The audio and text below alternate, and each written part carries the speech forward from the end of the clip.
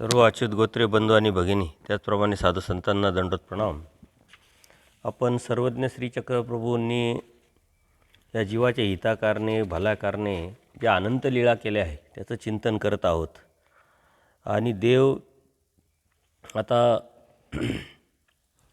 प्रवास करत असताना ज्या जीवाची कणव आहे, योग्यता आहे, संस्कार आहे, त्या जीवाला योग्य करत, ज्ञानाला प्रेमाला पात्र करत परमेश्वर अंजनीय वस्ती अंजनीला आलेले आहे.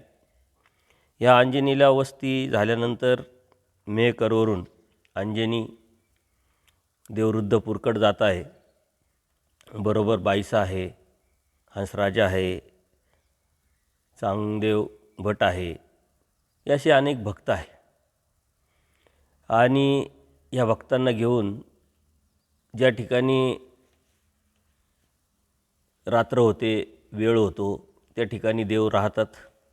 अशाच वेळेस पूजा अवसर झालेला आहे. अंजनीला आल्यानंतर अंजनीला गावाच्या पश्चिमेस शिवलिंगाचं मंदिर असतं. त्या मंदिरात चौकात देवाचं आसन झालं आणि बाईसांनी ते सर्व मंदिर साफ वगैरे करून देवाच्या उपाराची व्यवस्था केलेली आहे. पूजा अवसर झाला, आरोगणा झाली, विडा झाला, पौढ झाला, उपहूड झाला, म्हणजे आराम झाला देवाचा. आणि मग बाईसांनी विडा वळगावला आहे. तिथं वस्ती झाली. वस्तीनंतर मात्र दुसऱ्या दिवशी विषय वस्ती, या विषय वस्तीला दादोसांची भेट होते. इसवीला देव तळ्याच्या काठावरती शिवलिंग असलेल्या सिद्धनाथाच्या देवळात गमन करतात. बाईसांनी चौकात सामान ठेवलेलं आहे, साफसफाई केलेली आहे. आणि उपाराची जी बी व्यवस्था आहे, निष्पत्ती आहे, ती करण्यासाठी बाईसा व्यापाराला लागतात, त्या थांबतात तिथं. त्याच बाजूला एक तळं असतं. चिंचाळे या ठिकाणी एक तळं असतं. त्या तळ्याच्या काठाकाठाला देव विहरणासाठी जातात. आणि त्याच चिंचेच्या झाडाखाली विहरणाला जात असताना सर्वज्ञांचं आसन होतं. परमेश्वर पुराला सर्वज्ञ, म्हणजे अर्थात रुद्धपूरला परमेश्वर हे प्रवास करत चाललेला असे. आणि त्याच ठिकाणी बळेग्रामला दादोसांनी उपाध्यबासांच्या मुखाने ऐकलेलं असतं की सर्वज्ञांचा प्रवास हा आता रुद्धपूरकडं चालला आहे. आणि त्या अनुषंगाने दादोसांनी काही शिदा वगैरे घेऊन देवविहरणाला ज्या ठिकाणी आलेले आहे त्याच ठिकाणी दादोसांची भेट पण होते. कारण दादोस त्याच जवळच असतात. ही दादोसांची 5वी भेट आहे. आता दादोस पुन्हा पुन्हा येत राहणार आहे. त्यांना जी अपेक्षा आहे, अभिलाषा आहे, त्या अभिलाषेपोटी परमेश्वरसुद्धा त्यांना ते देत राहणार आहे. परंतु परमेश्वराचं नियोजन आहे. या दादोसांच्याच माध्यमातून पुढे जाऊन अनेक भक्तांना धर्माला लावायचं आहे, धर्माची मूर्तिमेढ उभी करायची आहे. हे देवाला माहीत आहे, दादोसांना काही माहीत नाही. परंतु दादोस आपापल्या अभिलाषेपोटी देवाकडे येतात. आणि देवाचं मिशन मात्र आनंद देण्याचं आहे, अयोग्य जीवाला योग्य करण्याचं आहे. कोणाला कोणाच्या माध्यमातून, कोणाला कोणाच्या माध्यमातून देवापर्यंत आणायचं, हे देवाचं नियोजित कार्यक्रम चालू आहे. आणि मग ते आल्यानंतर श्रीचरणावर मस्तक टेकवलं. दादोसांचं एक वैशिष्ट्य आहे, आल्यानंतर जिथून देव दिसतील तिथून दंडोत घालायला सुरुवात करायचे. येऊन दंडोत घालायचे. जो बी शिदा आणलेला असतो ते देवाला दिल्यानंतर देवच्या समोरच बसण्यासाठी, परंतु त्याच वेळेस देव त्यांना क्षमालिंगन पण देतात, अर्थात प्रेम पण देतात. आणि देवाच्या समोर ते बसतात. जे दादोस आहे, सर्वज्ञांच्या भेटीला आल्यानंतर त्या ठिकाणावर सर्वज्ञांचे दर्शन व्हायचे. तिथूनच ते दंडोत घालत यायचे. त्यांचा हा नेहमीचा विधी असतो. जातानासुद्धा 100-1 दंडोत घालायचे, सुपारी द्यायचे आणि मगच जायचे. अशा पद्धतीनं देवसुद्धा त्यांचं आदर करायचे, क्षमालिंगन द्यायचे येताना जाताना. आणि अत्यंत दादोस सेवकासारखे नम्रतेने देवाच्या समोर येऊन बसायचे. आणि मग त्यांच्या नातलागांचं, त्यांचं घरचं क्षेमकुशल देव विचारायचे की तुमचे घरचे निकेने असती, काय चाललं आहे, काय नाही, जे बी आपण विचारतो कुणी आल्यानंतर, तशा पद्धतीनं देवसुद्धा विचारतात. असा भेटीचा विधी झाल्यानंतर तो दादोस जे आहे घामाने चिंब झालेले आहे, चालत आलेले आहे.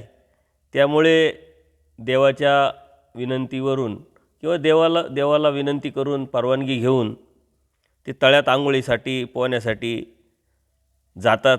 आत शिरतात तर त्यांना कमळाची सुंदर असे मोग फुलं त्या तळ्यामध्ये दिसतात आणि मग त्यांना सहजच वाटतं की या कमळाची फुलांनी आपण देवाची पूजा करावी. परंतु ते देवाला विचारतात, स्वतःहून कोणताही निर्णय घेत नाही.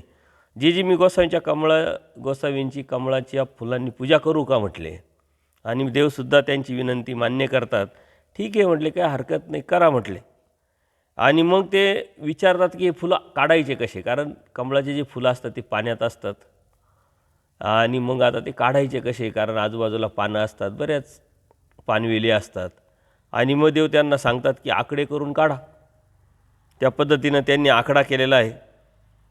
बरेच कमळपुष्प काढले आणि त्या कमलपुष्पांचे बाहुभूषणं केले देवासाठी. त्यांनी गळ्यातील छोटीशी माळ आहे, मनगटात घालण्यासाठी गजरा आहे, मुकुटमाळ आहे, अशा बऱ्याच जे फुलांपासून त्यांनी जसे आभूषणं असतात त्या पद्धतीनं तयार केलेले आहे.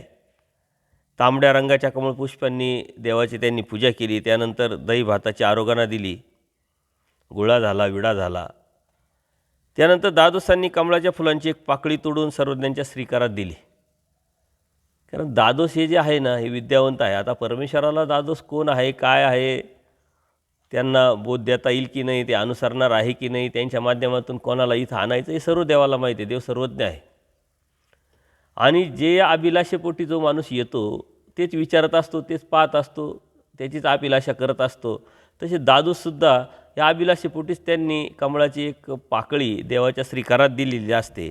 आणि मग देवाला ते सांगतात की विद्याष्टित्री देवतेची जी पिंडास्ता असते ती आपण मला दाखवावी. आणि त्या पद्धतीने देवानेसुद्धा कमळाची पाकळी श्रीकारात धरली. करंगळीच्या नखानी कवळ पुरुष चितारण्याचा परमेश्वरांनी सुरुवात केली. आणि ते चित्तरत असतानाच देव त्यांना सांगतात की सांप्रतचे जे आचार्य, म्हणजे आत्ताचे जे आचार्य लोक आहे का स्वतःला आचार्य म्हणून घेतात, मिरवतात. अर्थात परमेश्वरांनी जे दादोस आहे ते समोर असल्यामुळं त्यांनाच ऐकावत आहे, परंतु ते दादोसांच्या लक्षात आलं नाही. म्हणजे जे आचार्य आहे, हे जे आचार्य एवढ्यातच आचार्यत्व करीत आहे म्हटले. त्या देवताच्या पिंडस्ता, ती एखादी पिंडस्ता प्रकाशल्यानंतर तर स्वतःलाच ईश्वर पुरुष समजतात, स्वतःलाच आचार्य समजतात. अशा पद्धतीनं देवाने त्यांना सांगितलं. अर्थात दादोसांचंच सांगितलेलं आहे, परंतु दादोसांच्या लक्षात आलं नाही. जरी लक्षात आलं असेल तर न ऐकल्यासारखं दादोसांनी केलं असेल. जसं ऐकवण्याचं काम आपण करतो एखाद्या व्यक्तीला, तसं परमेश्वराने सुद्धा त्यांना अप्रत्यक्षरित्या ते सांगितलेलं आहे. आणि मग देवताचक्र काढता येणार नाही म्हटले या छोट्याशा गोष्टीतून. आणि मग देवाने एक सूत्र सांगितलं अत्यंत महत्त्वाचं देवतेच्या संदर्भात, का जे येथूनही देवताचक्र निरूपिता, म्हणजे जर देवताचक्र जर निरूपायचं जर झालं तर पृथ्वी असणे, म्हणजे एवढ्या सृष्टी एवढं मेरुयसनी खडी न पुरे, म्हणजे पृथ्वीयसनी पाटी जरी केली आणि मेरू पर्वताचा जरी खडू केला तरी ते कमी पडेल, एवढा देवता निर्वच मोठा आहे म्हटले. आणि देशकाळीचे आचार्य मात्र ते काहीच जाणत नाही. आत्ताचे जे आचार्य आहे ते काही जाणत नाही, आणि जाणत नसतानासुद्धा ते खूप काही जाणतात असं दाखवून आचार्य तो मिरावतात म्हटले.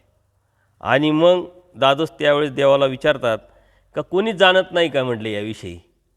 आणि मग देव म्हणतात जाणत असते तर चतुर्विध ब्राह्मणात कशी काय अटकले असते. जर देवताचक्र जर एखाद्याने जाणून घेतलं तर तो देवताभक्तीत अडकणार नाही, देवताभक्ती करणार नाही.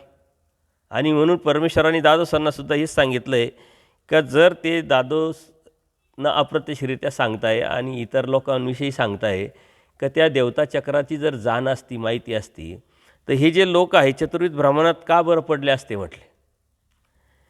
आणि दादोसांनी त्याच वेळेस विचारलं ते कसे जी म्हटले. जर जाणताय तरी चतुर्विध ब्राह्मणात का पडत नाही किंवा का पडलेले आहे, असं का आणि कशा पद्धतीनं त्यांच्या लक्षात न आल्यामुळं देवाने त्यांना मायाचक्र भ्रमण्याय पर्यावशी जीव सकळे पावे एक वाचून. जे मायाचं जे चक्र आहे, म्हणजे देवतेचं जे चक्र आहे, त्यातच माणूस हा जीव अडकलेला आहे. त्यात राहून तो सर्व काही प्राप्त करू शकतो, म्हणजे सुखफळ आहे, जे बी सुख आहे, दुःख आहे, जे बी त्याच्या पूर्वकर्मानुसार अर्जकत्व आहे ते देवतेकडून तो प्राप्त करील, कारण देवताच त्याला ते देत असतात. सर्वांची विषय व्यवस्था परमेश्वरांनी केलेली असते.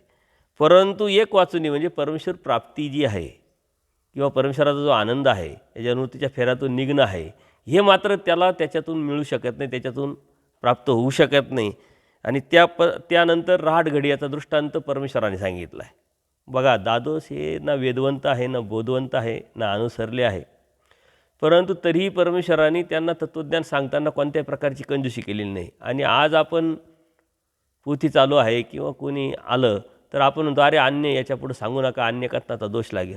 परमेश्वरांच्या ठिकाणी मात्र सर्व सम आहे आणि त्याच उद्देशाने परमेश्वर आलेले आहे.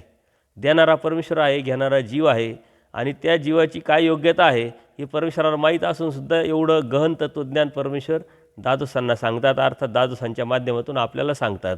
आणि हे आपण जर समजून घेतलं तर आपलीसुद्धा दादोसांसारखी गत होणार नाही. आणि म्हणून आपण त्याचा समज घेऊन पुढं चाललं पाहिजे की देवता वर्ग हे एक जनरल नॉलेज म्हणून, एक सिस्टमचा भाग म्हणून देवता वर्ग आपल्याला समजून घेणं गरजेचं आहे. देवता वर्ग समजून घेतल्यानंतर आपल्या मनामधली त्याविषयी असलेला गैरसमज आहे, न्यूनगंड आहे, भीती आहे, ही मात्र निघून गेली पाहिजे. आणि त्या निघण्यातून परमेश्वर भक्ती आपली अधिक दृढ झाली पाहिजे. परमेश्वरावरची निष्ठा आपली अधिक पक्की झाली पाहिजे, परिपक्व झाली पाहिजे.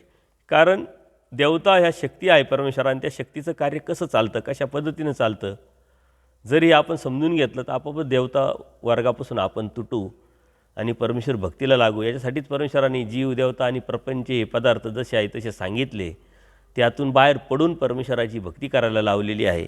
आणि मग राटगडी याचा दृष्टांत परमेश्वर सांगतात की जी राटगडी असते, अर्थात पूर्वी पाणी काढण्यासाठी विहिरीतून राटगडी असायची, मोठ नंतरच्या काळामध्ये आली, तर ते जे पाण्यामध्ये पाणी विहिरीतून काढण्यासाठी तो एक चाक असायचं आणि त्याला डबडे बांधलेले असायचे किंवा भांडे बांधलेले असायचे. ते खाली जायचे, ते भरून वरती यायचे, खाली व्हायचे, रिकामे झाले का परत खाली जायचे. अशा पद्धतीनं ते खाली जाय वरती ये, खाली जाय वरती ये, अशा पद्धतीनं ते कार्य चालायचं. तशा पद्धतीनं हा दिवसुद्धा खाली येतो आणि आपलं कर्माचं भांडं आपलं जीवन भरतो. आणि ते रिचवण्यासाठी त्या देवतेच्या फळाला जातो, कोणी स्वर्गात जातो, कधी नरकात जातो, कोणी कर्मभूमीत येतो, कोणी देवतेच्या फळाला अर्थात मोक्षाला जातो. हे जे चतुर्विध फळ आहे त्या चतुर्विध फळामध्ये तो फिरत राहतो. आणि त्यातून जर बाहेर पडायचं असेल तर परमेश्वरांचा एक वाचून, अर्थात परमेश्वरा वाचून त्याला कुणी काढू शकत नाही. आणि हे दादोसांना परमेश्वर सांगताय तरी त्याच्या लक्षात येत नाही, कारण त्याची भक्ती दृष्टपर आहे, अभिलाषेपर आहे. एखादी व्यक्ती जर परमेश्वराची भक्ती दृष्टपर जर करत असेल तर त्याला किती तत्त्वज्ञान सांगा, त्याला कितीही ज्ञान द्या, तरी त्याच्या लक्षात येणार नाही. फक्त त्या परमेश्वरा भक्तीतून मला ही भेटलं पाहिजे का, आणि भेटतं आहे का, आणि कसं भेटेल आणि कशा पद्धतीने भेटेल, हेच त्याच्या डोक्यात राहतं. कारण त्याची अभिलाषा, त्याची भावना, त्याचा हेतू, त्याच उद्देश असल्यामुळं त्याला कितीही सांगितलं तत्त्वज्ञान त्याच्या डोक्यात घुसत नाही. तसं दादोसांचं सुद्धा आहे. दादोस हे काहीतरी उद्देशाने देवाकडे आलेले आहे. त्यांना आल्यानंतर जेव्हा स्थिती झाली, आनंद झाला, त्यांच्या लक्षात आलं की यांच्याकडे काहीतरी अलौकिक आहे, वेगळं आहे, आणि आपल्याला जर ते झालं तर जसं आपण यांची पूजा अर्चा करतो अशी लोकही आपली करतील. अशा दृष्टपर अभिलाषेपोटी दादोस येत राहिले आणि विद्येची अभिलाषा करत राहिले, जेणेकरून यांच्यापासून मला काहीतरी विद्या होईल आणि मग मी लोकांवरती प्रभाव टाकून स्वतःचं भजन पूजन करून घेऊ. ह्या उद्देशाने आलेले असतानाही आणि देवाला हे माहीत असतानाही तत्त्वज्ञान सांगतात, जेणेकरून याच्या डोक्यात प्रकाश पडेल, यातून तो बाहेर पडेल, दृष्टपरापासून, हेतूपासून तो तुटेल, अहेतुकाकडं आणि परमेश्वर प्राप्तीला लागेल. परंतु त्या जीवाचे अडथळे असतात, त्याचा प्रयत्न, त्यावरती त्यांनी मात केली तर त्यातून तो बाहेर पडू शकतो. ज्याप्रमाणे 10वीत एखादा विद्यार्थी आहे, 10 सब्जेक्ट असतात, विषय असतात, त्यातले काही पास झाले, काही नापास झाले, तर त्याला जे नापास झालेले विषय ते पूर्णच करावं लागतात, त्याच्याशिवाय त्याला पुढच्या वर्गात जाता येत नाही. तसं आपण पूर्वकर्मात जे जोडलेले अडथळे, त्या अडथळ्यावर मात केल्याशिवाय आपल्याला पुढं सरकताच येत नाही. तसं यांनी ते अडथळे जोडलेले असतील आणि असावेत, परंतु तरीही परमेश्वराची कड केलेली आहे. त्या अयोग्य जीवाला परमेश्वराला योग्य करायचं आहे, म्हणून यांनी जरी काही ऐकलं नाही तर त्या अभिलाषेपोटी जरी येत राहिले आणि त्यातून त्यांना काहीतरी ज्ञान दिलं तर ते दुसऱ्यांना देतील, दुसरे यांच्या माध्यमातून येतील. ही परमेश्वराचं नियोजनबद्ध कार्यक्रम आहे. कारण प्रत्येकाला प्रत्येकाची जोड ऋणानुबंध संबंध असतात आणि त्या पद्धतीनंच परमेश्वर कोणाला तरी कोणासाठी तरी निमित्त करत असतात. म्हणून दादोसांना निमित्त करायचं आहे. यातून जे जीव येणार आहेत त्यांनाही घडवायचं, वाढवायचं आहे आणि त्या माध्यमातून दादोसांची योग्यता वाढून पुढे कधीतरी ज्ञानाला, प्रेमाला पात्र करायचं आहे. अशा पद्धतीनं देव त्यांना तत्त्वज्ञान सांगतात. मग दादोसांनीचे जी तर मग जीवाचे करणे काय वायात जाते का, म्हणजे जो जीव करतो ते वायात जातं का म्हटले. कारण देवाने सांगितलं हे त्याच्या लक्षात येतं आहे की हा जो जीव आहे हे जे करतो आहे ह्या करण्यातून याला ह्या चतुर्विध कर्मफळात जाता येतं. त्यातून बाहेर पडायचं असेल तर परमेश्वराचीच भक्ती करावी लागते आणि परमेश्वराची भक्ती जो करत नाही तो मुक्त होऊ शकत नाही. हे सांगितल्यानंतर मात्र तो म्हणतो आता मला जर मुक्त मी जाणार नाही, या 4 चतुर्विधामध्ये जर पडणार आहे, येणार आहे आणि मला अभिलाषा आहे तर मी जे करतो ते वाया जातं आहे का, त्याचा काय उपयोग होणार की नाही. देव अत्यंत महत्त्वाचा सिद्धांत सांगतात की केलेली क्रिया वाया जात नाही म्हटले. म्हणजे परमार्गामध्ये दैवराटीमध्ये केलेली कोणतीही क्रिया वाया जात नाही आणि मग ती चांगली असो किंवा वाईट असो. गोमटे केले तर गोमटंच, ओकटं केलं तर ओकटंच, ओकटं केलं तर गोमटं नाही, गोमटं केलं तर ओकटं नाही. आपण दोन्ही बाजूने याचा विचार केला पाहिजे. जर चांगलं केलं तर ती वाया जाणार नाही, वाईट केलं तर ती वाया जाणार नाही. कारण दोन्ही क्रिया फळ देऊन जाणार आहे. चांगली क्रिया चांगलं फळ, वाईट क्रिया वाईट फळ. त्याच्यामुळं देव अत्यंत महत्त्वाचा सिद्धांत सांगतात दैवराटीचा का येथीची केलेली क्रिया कधीच वाया जात नाही म्हटले. क्रियेनुसार त्या जीवाला काही ना काही फळ होतच असतं, त्याच्यामुळं वाया कसं जाईल म्हटले. परंतु तो ज्या उद्देशाने परमेश्वराची भक्ती करतो आहे किंवा ज्या उद्देशाने परमेश्वराने सृष्टी निर्माण करून स्वतः अवतार घेऊन वाडोवाडी फिरून अधिकारी जीवाला निमित्त करून तत्त्वज्ञान सांगितलेलं आहे किंवा बोध दिलेला आहे, त्याचं फळ आहे परमेश्वराची प्राप्ती. आणि ती न मिळता जर तो या चतुर्विध कर्म फळामध्ये जर जात असेल तर ते न भेटल्यासारखंच आहे. म्हणून परमेश्वराला द्यायचं काय आहे, जीवाला आनंद, आणि आपण मिळवतोय काय या जर विचार केला तर ते फळ नसल्यातच जमा आहे.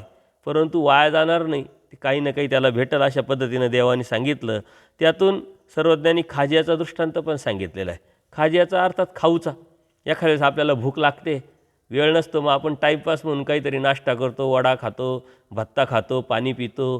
त्यातून आपली भूक तर जाते परंतु समाधान होतं का, तृप्तता होती का, कधीच होत नाही.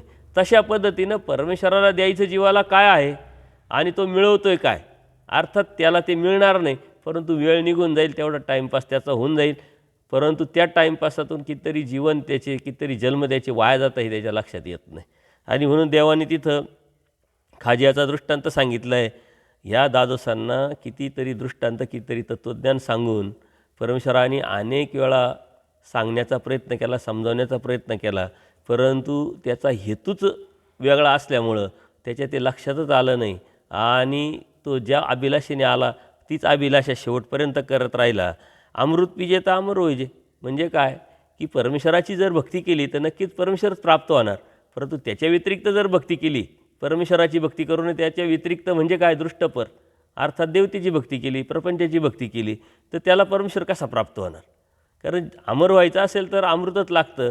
तसं परमेश्वर प्राप्ती करायची असेल तर परमेश्वराला एकनिष्ठ भक्तीच लागते, दुसरं काही लागत नाही परमेश्वराला, अपेक्षित काहीच नाही आहे. पण ती एकनिष्ठ भक्ती म्हणजे कोणतेही कर्मकांड व्यतिरिक्त, कोणत्याही विधीमध्ये न अडकता, विधीचा दास न होता, कोणत्याही देवतेच्या आधी न राहता स्वतंत्रपणे परमेश्वर समजून परमेश्वराला अनन्यभावी शरण जाऊन परमेश्वराची जर भक्ती केली आणि परमेश्वराचं जे म्हणितलं आहे ते केलं तर परमेश्वराची भक्ती, आणि त्यातून परमेश्वरच प्राप्त होणार, दुसरं काही प्राप्त होणार नाही. आणि मग हे जे फळं आहे म्हटले वाया तर जाणार नाही, पण ते सारे च्युतीमंत, इंद्रियदिकांची फळं च्युतीमंत. म्हणजे देवतेचे जरी फळं भेटले, कोणत्याही देवतेचे फळं भेटले, अगदी चैतन्याचे देवते जरी फळं भेटले तर ते च्युतीमंत असतात, दुःखरूप असतात. म्हटले कधी ना कधी ते संपणारे असतात. अर्थात ते त्याचा पुण्य संपल्यानंतर जे बी त्यांनी केलेलं जे आहे कर्म, त्या कर्मातून, ज्या भक्तीतून त्या देवतेचं जे फळ भेटलं, सुखफळ भेटलं, ते संपल्यानंतर हा जीव परत जन्ममृत्यूच्या फेऱ्यात येणारच आहे. म्हणजे च्युतीमंत आहे कोणत्या देवतेचे फळं भेटले तरी. अर्थात परमेश्वरकडूनच या देवतेचे फळंसुद्धा भेटत असतात. एखाद्या देवतेची एखाद्या जीवानी भक्ती केली तर त्या देवतेकडून त्या जीवाला त्या देवतेचे फळ भेटणं एवढं सोपं नाही आहे, कारण ती भक्तीच अवघड आहे. परंतु हा जो जीव आहे हा परमेश्वराची भक्ती करत असताना मिश्र भक्ती करतो आहे किंवा दृष्टपर भक्ती करतो आहे, हे करत असताना त्याची योग्यता कैवल्यपदाला न जाता तिथपर्यंत पोचली तर परमेश्वराच्या कडेनी परमेश्वर या देवतेच्या सुखफळाला या जीवांना पाठवत असतात. परंतु ते संपल्यानंतर परत त्याला जन्ममृत्यूच्या फेऱ्यात यावंच लागतं. परत तो बोध त्यातून परत धर्म आचार धर्म विचार आपल्या जीवनामध्ये उतरवणं आणि त्या पद्धतीनं त्यांनी जर आचारप्रणाली केली तरच परमेश्वर प्राप्त होईल. हे कधी ना कधी केव्हा तरी कोणत्या तरी जन्मात कोणत्या तरी सृष्टीत ह्या जीवाला परमेश्वराची भक्ती करायचीच आहे आणि केल्याशिवाय त्याची सुटकाच नाही आहे. असा विचार करून जर कधीतरी करायचीच आहे आणि करावंच लागणार आहे, त्याच्याशिवाय पर्यायच नाही आहे, तर मग आत्ताच का नको असा जीवानी होकारात्मक विचार केला पाहिजे आणि परमेश्वराची या भक्तीची जी किंमत आहे ती आपण ओळखली पाहिजे. आपल्या बोधाची जी किंमत आहे ती आपण ओळखली पाहिजे आणि उद्या करील पाहू अशा उद्देशाने न हेतूने न भक्ती करता आजच आपल्याला परमेश्वराने बोध दिला आहे तो आपण केला पाहिजे. म्हणून परमेश्वर म्हणतात आता मरतं चांग, म्हणजे जेव्हा जाणीव आहे बोध आहे, जेव्हा परमेश्वराची ओळख आहे, परमेश्वराच्या भक्तीला आपण लागलेलो आहे, त्याच वेळेस ह्या जीवानी आचार केला पाहिजे. त्याच वेळेस या जीवानी परमेश्वराने सांगितलेलं म्हणितलं केलं पाहिजे. अन्यथा कधीतरी करू असा जर विचार केला तर ती वेळ कधीच येत नाही आणि ती आपण आणू शकत नाही. त्यामुळं परमेश्वर म्हणता आता मरतं चांग, याचा अर्थ काय, आता करतं चांग, आता केलं तर चांगलं म्हटले. उद्या करीन मी पाहीन असं कोणत्याही प्रकारचा काय उपयोग नाही. तर तैसा मोक्ष नव्हे म्हटले, मोक्ष झाल्या यातायात पारुकती, तसा परमेश्वराची जी प्राप्ती आहे, परमेश्वराचा जो मोक्ष आहे तो मात्र तसा नाही म्हटले. तो जर झाला की यातायात म्हणजे येणं जाणं जे आहे, जन्ममृत्यूचा फेरा जो आहे तो चुकतो आणि त्याला परत कधी इथं यावं लागत नाही. मात्र देवतेचे जे फळ आहे ते च्युतिमंत असल्यामुळं ते संपल्यानंतर ह्या जीवाला जन्ममृत्यूच्या फेऱ्यात यावंच लागतं. हा नेमका परमेश्वराच्या भक्तीतला आणि देवतेच्या भक्तीतला, देवतेच्या फळातला आणि परमेश्वराच्या फळातला परमेश्वराने द्वादशांना सांगितलेलं आहे, द्वादशांच्या माध्यमातून आपल्याला सांगितलेलं आहे. तरीही द्वादशांच्या डोक्यात प्रकाश नाही पडला, पण आपल्या डोक्यात तर प्रकाश पडला पाहिजे. कारण आपल्याला बोध झाला आहे, आपण परमेश्वराची भक्ती करतो आहे आणि आपण विद्यावंत पण नाही आणि किती भक्ती केली तर आपल्याला ते प्राप्त होणार नाही. कारण कलियुगामध्ये परमेश्वराने सांगितलं आहे थोर विद्यावंत, कलियुगी विद्यावंत न वर्तती, आणि विद्याही नाही विद्यावंतही नाही म्हटल्यानंतर तो विषयच येत नाही. म्हणून परमेश्वर प्राप्त. आणि दुसरं कर्तृ भक्ती कोणती, सांसारिक फळं, सांसारिक सुखं, सांसारिक जे बी आपल्याला अडीअडचणी त्यासाठी आपण भक्ती करतो आहे. आणि सांसारिक ज्या फळं आहे, सांसारिक सुखदुःख आहे, येणं जाणं आहे, ह्या संसारातलं तर कर्मवश मिळणारच आहे. देवाने सांगितलं आहे जर कर्मवश संसार मिळतो आहे आणि आपण भक्ती करून तो विद्या होणार नाही, आणि मग ती भक्तीचा विचार न करता परमेश्वराची एकनिष्ठ भक्ती करून परमेश्वराला प्राप्तीच्या उद्देशानेच आपण भक्ती केली पाहिजे. कारण त्यातून आपल्याला काही उपयोग होणार नाही. आणि असं या प्रसंगी परमेश्वराने द्वादशांना पुष्कळ असं निरूपण केलेलं आहे. आणि त्या पद्धतीनं तो कौळपुरुष जो आहे देवतेच्या अनुषंगाने देवाने दाखवून पण दिला. इतक्या चांगदेव भट आले, कारण चांगदेव भट लहान असतात, ते देव बाईसांसाठी काहीतरी मदत करत असतात. बाईसांनी सारी उपहाराची तयारी केलेली आहे आणि मग सर्वज्ञांना ते बोलावण्यात आल्यानंतर दंडोत घालून देवाला म्हणतात की बाईसांनी तुम्हाला बोलवलं आहे, तयारी झालेली आहे, चला. आणि मग सर्वज्ञ त्या द्वादशांना घेऊन बिराडावर जातात. कारण देव विहारणाला गेलेले आणि तिथंच झाडाखाली द्वादशांची भेट झाली आणि तिथं हा सारा प्रसंग घडलेला आहे. बाईसांनी उपहाराची मग निष्पत्ती केली, अर्थात व्यवस्था केली.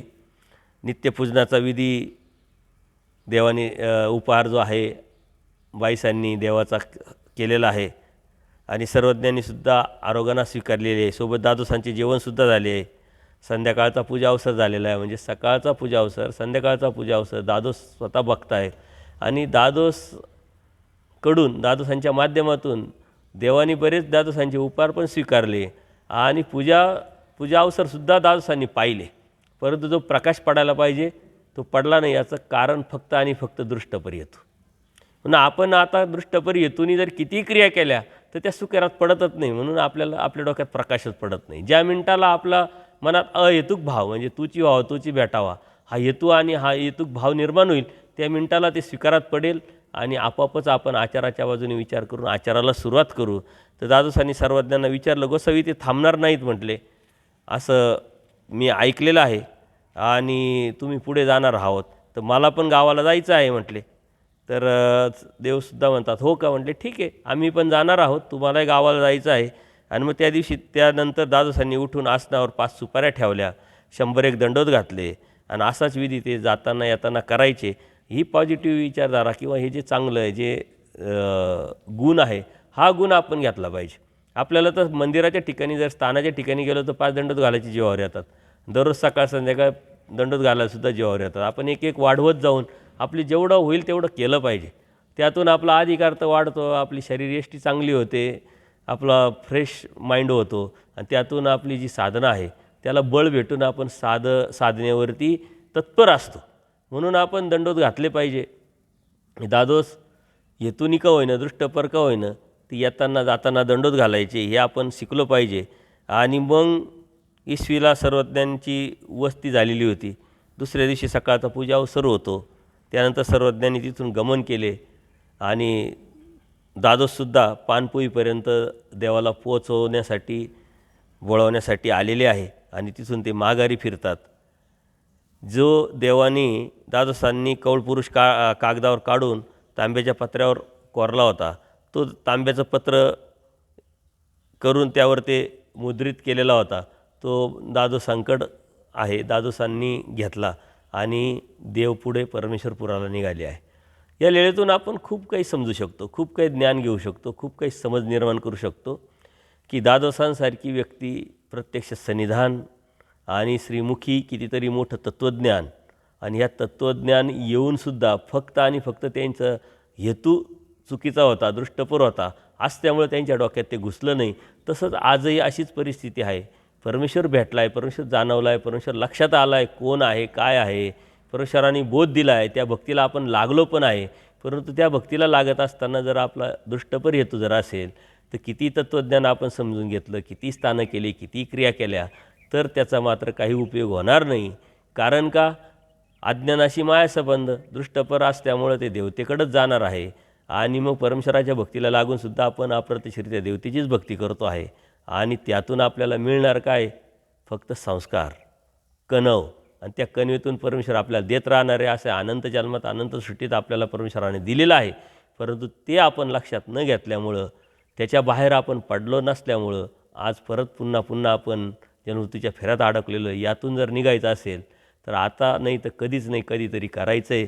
तर आत्ताच का करू नये असा पॉझिटिव्ह विचार करून परमेश्वर भक्तीला आपण अहेतुकपणे परमेश्वर प्राप्तीच्या अनुषंगाने जर करायला सुरुवात केली तर नक्कीच परमेश्वराचं सहाय्य होऊन परमेश्वरकडूनच परमेश्वर आपल्याला प्राप्त होऊ शकतो. सर्वज्ञ श्री चक्रधर स्वामी की जय. दंडवत हो.